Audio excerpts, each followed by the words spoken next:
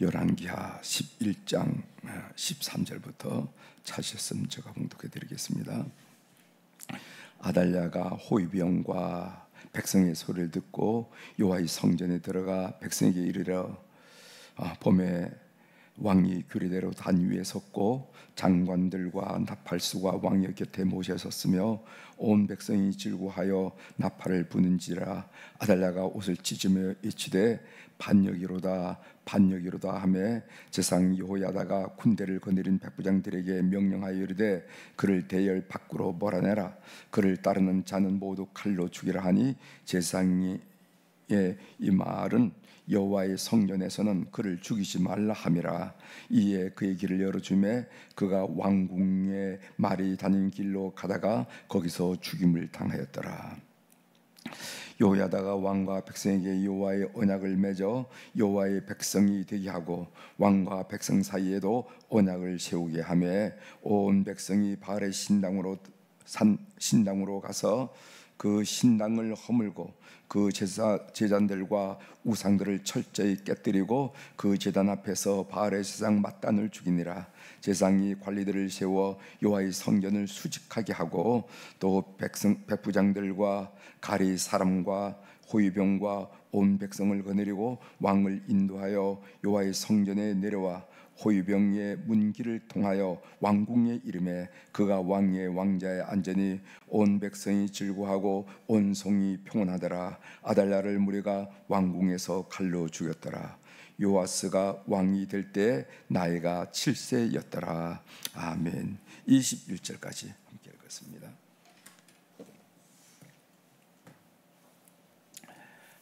오늘 우리가 읽은 열왕기하 11장 하반장을 중심으로 주제를 삶의 회복은 예배 회복에서 시작됩니다. 이런 말씀을 좀 같이 나눌까 합니다.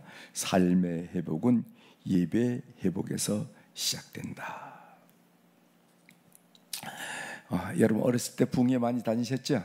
어렸을 때 부흥회 참 많이 다녔어요. 부흥회. 그때는 장로교, 감리교, 성결교 할 것 없이 어느 지역에서 부흥회 한다 이러면은 교파를 따지지 않고 함께 가서 앞자리에 가서 은혜 받고 또 서로 격려하고 그랬던 어린 시절이 있어요. 그때 우리가 배운 그 분광사님으로부터 배운 말씀이 뭐냐면은 신통이 되면은 인통이 되고 인통이 되면은 물통이 된다. 어릴 때 배운 말씀이죠. 그 말이 무슨 말인가? 하나님과 통하면은 통하면은 사람과의 문제들이 해결되고 회복되고 통하게 되고 그리고 이것저것 사람과 회복되면은 우리가 물질 생활을 하려면 물질이 필요한데 물질 상황도 통하게 된다 하는 얘기를 우리가 배웠습니다. 여러분 요한복음 15장에 보면은 포도나무 가지의 비유가 나오지요. 요한복음 15장 4절에 이런 말씀이 있습니다. 내 안에 거하라 나도 너희 안에 거하리라. 가지가 포도나무에 붙어 있지 아니하면은 스스로 열매를 맺을 수 없음 같이 너희도 내 안에 있지 아니하면은 그러하니라. 줄기에서 떨어진 가지. 여러분 상상하죠? 처음에는 푸른 듯하지만은 조금만 시간이 지나면은 나무가 잎이 시들고 나무가 시들어서 열매는커녕 다 죽고 마는 것을 우리가 경험한다는 겁니다. 주님께서 가르쳐 주셨어요.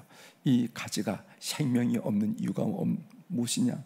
열매를 맺지 못한 이유가 뭐냐? 삶이 곤고한 이유가 뭐냐? 그것은 줄기에 붙어 있지 않기 때문이다. 그렇기 때문에 너희들도 삶이 곤고하고 어려우면 줄기 대신 하나님께 붙어 있는 일을 먼저 해라. 붙어 있어야 문제가 해결된다 하는 것을 가르쳐 주시면서 요한복음 15장의 말씀을 우리에게 포도나무 가지와 줄기의 비유를 말씀하셨어요. 제가 결론에 말씀드리겠지만은 우리도 마찬가지입니다. 왜 삶이 곤고한가? 왜 이렇게 삶이 이렇게 얽히고 설킨가? 이럴 때 우리가 해결을 할 그 첫 번째 방도가 뭐냐면은 하나님 찾는 일이라 하는 것을 여러분들이 다시 한번 오늘 본문을 통해서 확인해 될 것입니다. 본문 내용은 무슨 내용이 하면은 제사장 여호야다가 그 아달랴를 제거하고, 그것이 전반부에 나옵니다. 13절부터 16절까지 아달랴를 제거하고, 그리고 하나님과의 언약을 갱신하는, 후반부에 나오죠. 17절부터 21절까지 그 내용이 바로 나오는데, 사실 이렇게 오늘 본문은 짤막하지만은 인생에 아주 중요한 지침을 주는 귀한 말씀이라 저는 그렇게 여기졌습니다. 이제 그 내용을 한번 구체적으로 좀 살펴보면서 결론으로 함께 나가도록 하겠습니다. 먼저 13절부터 16절 보면은 아달랴를 제거한 내용이 나옵니다. 아달랴, 우리가 어제 배웠지요. 이 아달랴는 남유다 왕국의 이세벨이라 할 수 있는 인물이라고 그랬어요. 북이스라엘 왕국의 이세벨, 여러분 아죠? 아합의 부인, 아내가 된 이세벨, 그 이세벨을 통해서 그 북쪽에 있는 그 바알 신앙, 가나안의 바알 신앙이 북이스라엘 왕국에 정착이 되고 고착이 되고 퍼져나갔어요. 그런 것처럼 이 남유다 왕국의 바알 우상 숭배를 전파하고 고착시키고 정착시킨 사람이 누구냐 하면은 바로 요람 왕의 부인인 아달랴였습니다. 아달랴. 그러니까 아달랴는 남유다 왕국, 즉 다윗 왕국, 다윗 왕조의 우상을 받아들이고, 그리고 우상을 전파하고, 그리고 바알 신앙을 고착화시킨 인물이라 말이죠. 그래서 이 아달랴는 그 요람 왕의 그 아내인 아달랴는 사실 정략 결혼을 했죠. 정략 결혼을 했는데 이 아달랴는 바로 남유다 왕국의 이세벨이라고 여기지는 왕후라 하는 것을 말씀을 드렸습니다. 이 성전에서 오늘 보면은요, 본문에 보면은 성전에서 이상한 소리가 나는 소리를 듣고 달려간 아달랴는 그곳에서 요아스 왕의 즉위식을 확인하게 됩니다. 분을 참지 못하고 옷을 찢으면서 반역이로다, 반역이다 한 내용을 보게 되겠죠. 14절 제가 이걸 드릴 테니까 여러분 확인해 보세요. 봄에 성전에서 이상한 소리가 나서 봄에 왕이 규례대로 단 위에 섰고 장관들과 나팔수가 왕의 곁에 모여 섰으며 온 백성이 즐거워하며 나팔을 부는지라 아달랴가 옷을 찢으며 외치되 반역이로다, 반역이로다 하매. 그때 제사장 요야다가 바부장들에게 명령을 내리는데 아달랴를 대엘 밖으로 몰아내라고 명령함으로써 성전에서 피를 흙을리거나 피를 보는 일을 하지 말아라, 이렇게 얘기했어요. 그 말씀이 16절에 나오죠.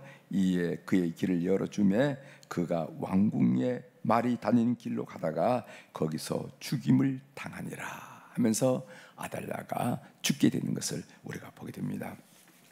이제 이어서 나오는 내용이 하나님과의 언약을 갱신하는 내용이 17절부터 21절에 나옵니다.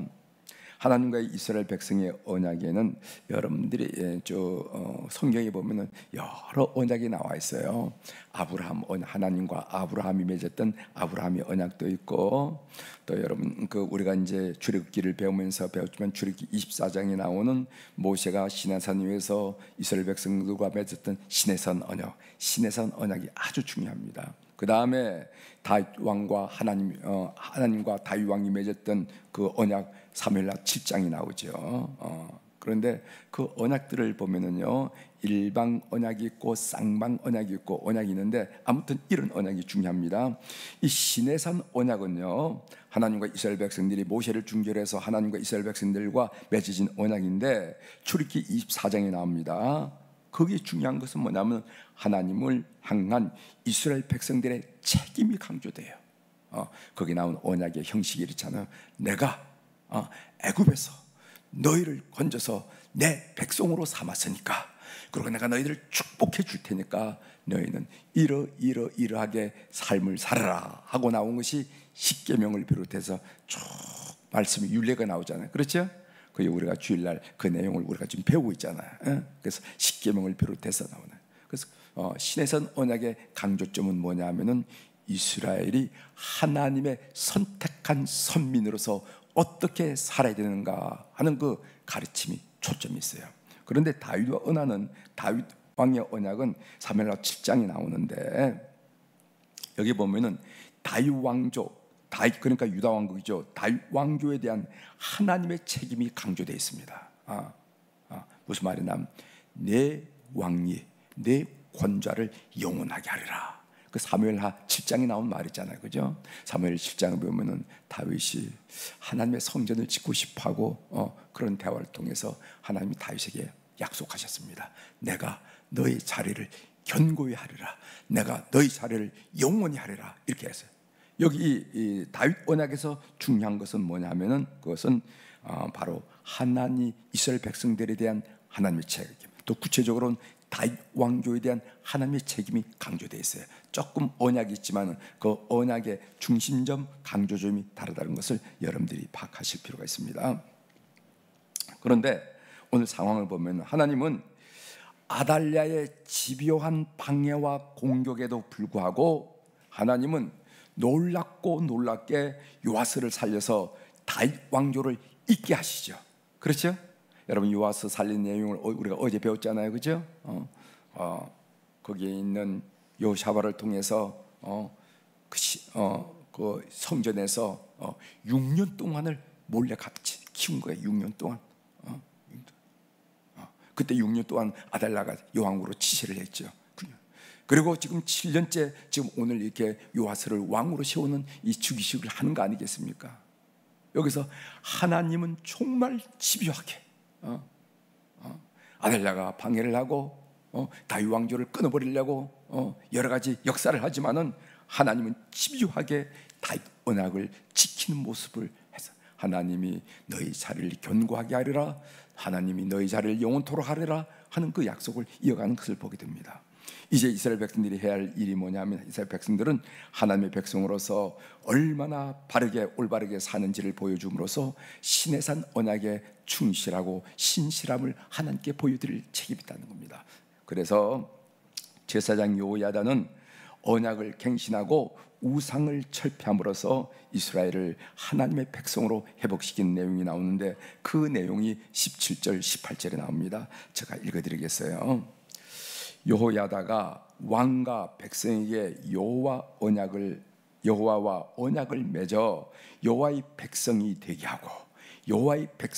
하고 왕과 백성 사이에도 언약을 세우게 하며 18절 온 백성이 바알의 신당으로 가서 그 신당을 허물고 그 제단들과 우상들을 철저히 깨뜨리고 그 제단 앞에서 바알의 제사장 mat단을 죽이니라. 제사장이 관리들을 세워 여호와의 성전을 수직하게 지켰다는 거죠. 수직하게 하고 이런 말씀이 있습니다. 제가 이 짧은 구절을 묵상하는 가운데 받은 은혜를 마지막 한마디 드리고 마치도록 하겠습니다. 열왕기서는요, 열왕기 상하를 열왕기서라 말하죠. 열왕기서는 제사장 여호야다를 매우 긍정적으로 평가하고 있어요. 그러니까 요아스를 살려서 왕의 즉위식을 맡고 그리고 언약을 갱신하고 백성들에게 촉구하고 이런 이 짧은 이 과정을 성경은 열왕기서는 긍정적으로 참 훌륭한 분이다 하고 긍정적으로 평가합니다. 그 이유가 뭐냐면은 하나님과의 언약을 갱신했기 때문에 그래요. 17절을 다시 읽어드리겠습니다.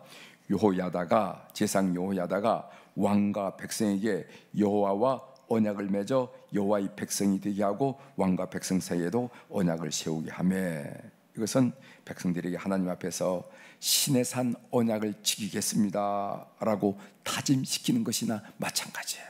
하나님과 우리 사이에, 하나님과 우리 조상 사이에 신의 산 언약을 맺었는데 우리가 살다 보니까 신의 산 언약을 신실하게 지키지 못했습니다.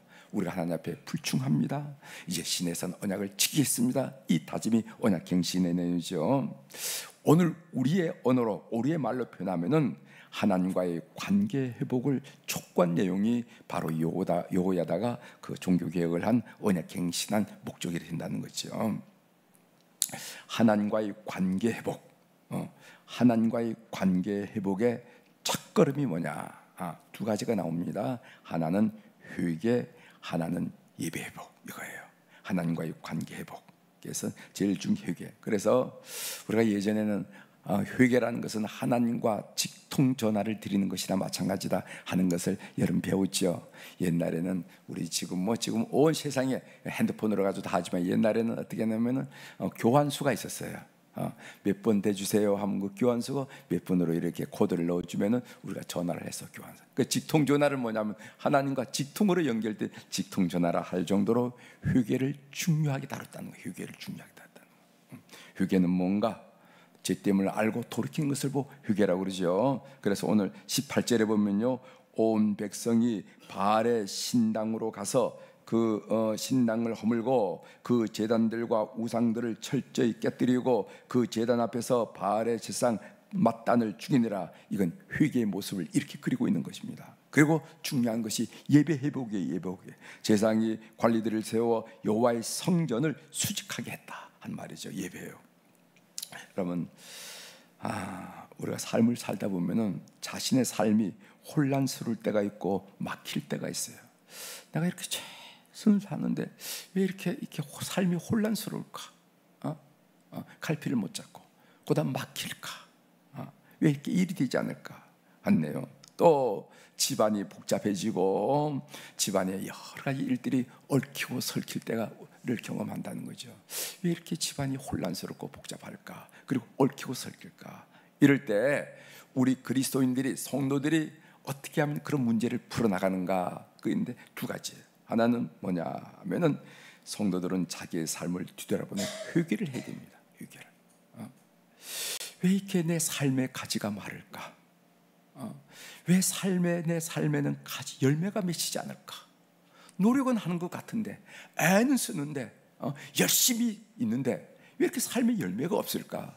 이렇게 여러분들이 인정되면요, 하나님이 가장 여러분들이 기대하는 건 뭐냐면 회개하는 일. 여러분 삶을 뒤돌아볼 필요가 있어요. 삶을 뒤돌아.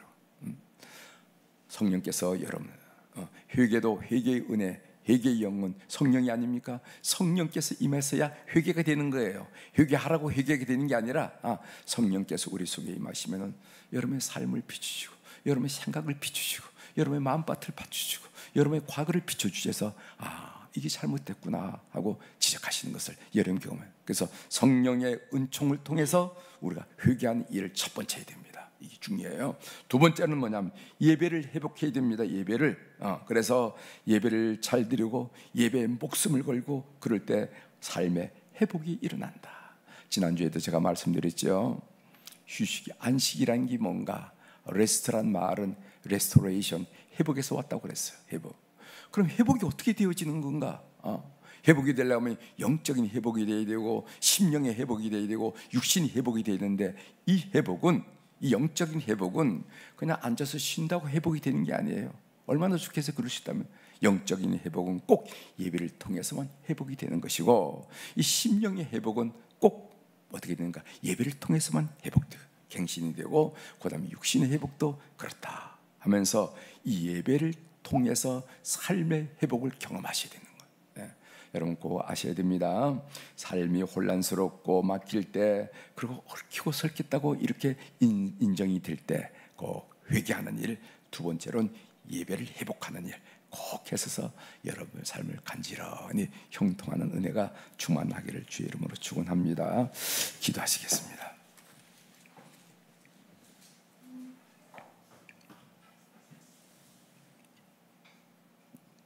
하나님 아버지, 오늘 제사장 여호야다가 언약을 갱신하는 그 짧은 본문을 통해서 하나님이 우리에게 말씀하시는 하나님의 음성을 듣게 하시오니 감사합니다. 우리도 똑같은 인생을 삶을 살지만은 이상하게 앞길이 막히고 혼란스럽고 복잡하고 얽히고 설켜서 웃을 날이 없는 때가 많이 있는데, 이때 우리는 어떻게 이 삶을 해결하는 것인지, 길을 뚫어 나가는 것인지, 오늘 이 여호야다의 종교 개혁을 통하여 오늘 온 땅이 평온하더라 하는 말씀처럼 종교 개혁을 통해서 우리가 많은 교훈과 도전과 암시를 받게 하시오니 감사합니다. 제일 중요한 것은 회개하는 일, 자기의 삶을 뒤돌아보는 일, 하나님이 내 삶을 어떻게 여기는지 뒤돌아보는 일, 그리고 가장 중요한 예배를 회복하면서 영적인 회복과 육신의 회복과 삶의 회복과 그리고 심령의 회복을 경험해야 된다 하는 말씀을 오늘 말씀을 통해서 교훈으로 받게 하시오니 감사를 드립니다. 우리 모든 교우들이 이 말씀의 지혜를 얻을 수 있도록 교훈을 받을 수 있도록 역사하여 주시옵소서. 하나님, 우리 사랑 교우들이 오늘 또 1000번째로 하나님께 올려드렸습니다. 눈 밝으신 우리 하나님 아버지, 귀 밝으신 우리 하나님 아버지, 그래서 우리 눈가에 자국되어진 눈물 자국도 놓치지 않고 왜 너 울었어? 무슨 일이야? 그리고 우리 입가에 새어난 가는 한숨, 왜 한숨을 쉬고 있어? 하나님이 계신데 라고 우리를 향해서 다가오시는 그 하나님 앞에 귀한 물질을 드린 손길들이 있습니다. 늘 고백드리는 고백이지만은 이 헌금에는, 이 물질에는 사연이 있습니다. 우리의 정성이 있습니다. 우리의 소원이 있습니다. 우리의 아픔이 있습니다. 우리의 잠 못 이루는 밤이 있습니다. 우리의 수고가 있습니다. 이 헌금을 우리의 삶을 올려드리는 그런 상징으로 주님 앞에 올려드리오니 이 헌금을 연락하여 주시고 하나님 우리 삶에 간섭하시고 이끄시고 인도하시고 역사하여 주시옵소서. 그래서 인생사례를 스스로 과처럼 홀로 사는 것이 아니라 앞뒤 좌우로 주님께서 간섭하시고 주님께서 보호하시고 주님께서 인도하심을 우리 스스로도 경험하고 다른 사람으로부터 함께 우리 하나님을 찬양할 수 있는 간증거리, 간증의 제목으로 우리의 삶을 이끌어 주시옵소서. 하나님, 오늘 화요일날 우리 교회를 섬겼던 우리 안나 여선교 회원들, 하나님 그리고 또 우리 모세 남선 교회원들을 축복하며 기억하며 기도하게 하시오니 감사를 드립니다. 젊은 날 많은 미혹과 세상의 손짓과 유혹들이 많았지만 그런 것들을 거부하고 주님 전에서 교회학교 교사로, 성가대원으로, 그리고 또 속회 인도자로, 속장으로서, 찬양대원으로서 하나님 주님 바라보면서 섬겼던 그들의 걸음을 주께서 기억하여 주시옵소서. 히스기야 왕이 35살 나이에 하나님께서 생명을 거둬가실 때 하나님 앞에서 제단 앞에서 기도한 내용을 우리가 기억합니다. 내 젊은 날에 선한 행위를 기억하여 주옵소서 라고 히스기야 왕이 기도했듯이 우리 어른들의 젊은 날의 그 헌신과 충성과 주님께 바쳤던 그 삶의 흔적들을 주께서 기억하시고 노년의 삶이 행복하게 하시고 소망이 넘치게 하시고 믿음 충만하게 하시고 기쁨 충만하도록 역사하여 주시옵소서. 하나님, 저녁 노을이 더 찬란한 것처럼 그들의 삶의 그 마지막 여생이 더 찬란해서 많은 후손들이 하나님을 인정하고 하나님께 예배를 올려드리고 믿음이 기대되면서 믿음의 아름다운 결실을 통하여 하나님께 영광 돌리는 어른들이 다 될 수 있도록 역사하여 주시옵소서. 하나님, 오늘 또 하늘의 주권과 땅의 주권을 가진 우리 주님의 권세 있는 이름으로 선포합니다. 내 영혼이 잘된 같이 범사가 잘되고 강건한 축복을 오늘 새벽에 나와 주의 말씀을 듣고 주님과 교제하는 성도들, 그리고 7시에 말씀을 들으면서 하루를 출발하는 모든 성도들이 하루를 사는 동안에 경험하고 체험하도록 역사하여 주시옵소서. 감사드리며 예수님의 이름으로 축복하며 기도올리옵나이다. 아멘. 하늘에 계신 우리 아버지여, 이름이 거룩히 여김을 받으시오며 나라가 임하시오며 뜻이 하늘에서 이루어진 것 같이 땅에서도 이루어지이다. 오늘 우리에게 일용할 양식을 주시옵고 우리가 우리에게 죄진 자를 사하여 준 것 같이 우리 죄를 사하여 주시옵고 우리를 시험에 들게 하지 마시옵고 다만 악에서 구하시옵소서. 나라와 권세와 영광이 아버지께 영원히 있사옵나이다. 아멘.